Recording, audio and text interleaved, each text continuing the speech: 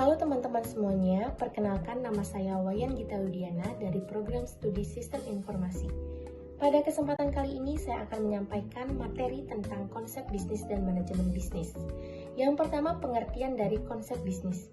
Konsep bisnis adalah konsep yang mengacu pada ide dasar atau kerangka kerja yang mendasari sebuah usaha atau perusahaan.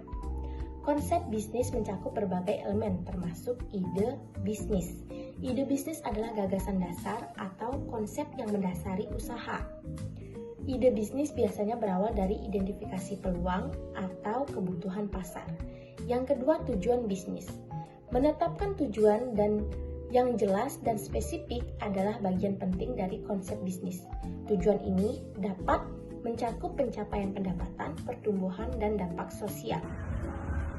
Dan yang ketiga adalah strategi bisnis. Strategi bisnis adalah rencana tentang bagaimana mencapai tujuan bisnis. Ini melibatkan pemilihan pasar target, diferensiasi produk atau layanan, dan juga rencana pemasaran. Yang keempat, model bisnis. Model bisnis menjelaskan bagaimana perusahaan akan menghasilkan pendapatan, termasuk sumber pendapatan, harga, dan struktur biaya. Yang kelima, pelanggan dan pasar sasaran. Yang keenam, nilai tambahan. Bisnis harus memberikan nilai tambah kepada pelanggan atau pasar.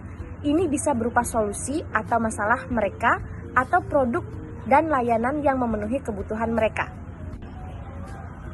Dan yang ketujuh, keberlanjutan. Konsep bisnis harus mempertimbangkan faktor keberlanjutan, termasuk dampak lingkungan, sosial, dan ekonomi.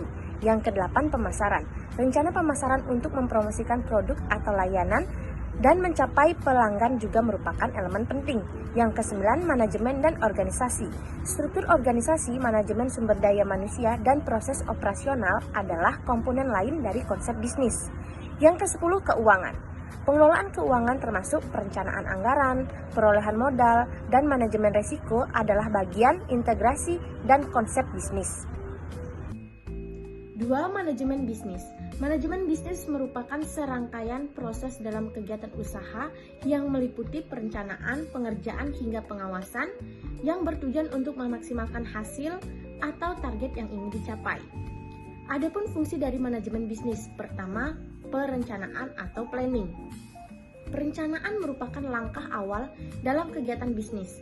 Untuk membangun bisnis yang menguntungkan dibutuhkan perencanaan yang matang, mulai dari membuat rencana pemasaran, menentukan jenis produk yang ingin dijual, dan segmentasi pasar, serta kegiatan promosi yang ditawarkan.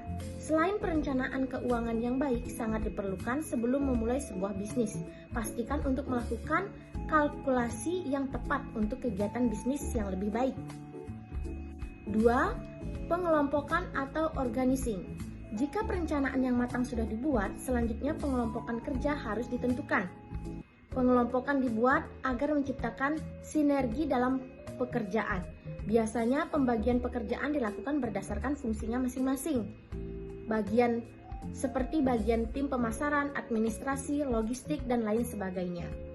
Diharapkan setelah adanya pengelompokan yang jelas, masing-masing tidak perlu melakukan pekerjaan departemen lain dan dapat melakukan peran di bidangnya masing-masing secara maksimal untuk mendukung kemajuan perusahaan. Dan fungsi yang ketiga adalah sumber daya. Sumber daya yang unggul dan tepat guna dibutuhkan untuk mendorong kemajuan sebuah bisnis.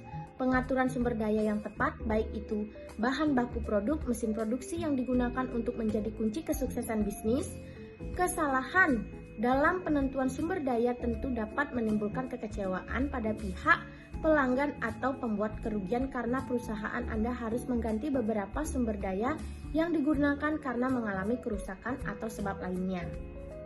Yang keempat, pengaturan. Di dalam sebuah manajemen tentu diperlukan kepemimpinan yang penuh tanggung jawab serta mampu berkolaborasi dengan para karyawan. Pemimpin harus mampu untuk menyemangati karyawan agar dapat bekerja sesuai rencana yang sudah disepakati di awal. Dalam fungsi ini, pemimpin sebaiknya turun untuk melihat secara langsung proses kerja timnya. Jika perlu, berikan pemahaman saat ada pekerjaan yang tidak sesuai dengan rencana.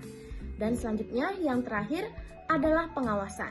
Fungsi pengendalian atau controlling ditunjukkan agar perusahaan dapat mengevaluasi kinerja atau sumber daya perusahaan sehingga kesalahan yang telah terjadi saat melakukan tugas tidak terulang di kemudian hari. Beberapa metode pengawasan yang biasa digunakan seperti rounding dan follow up.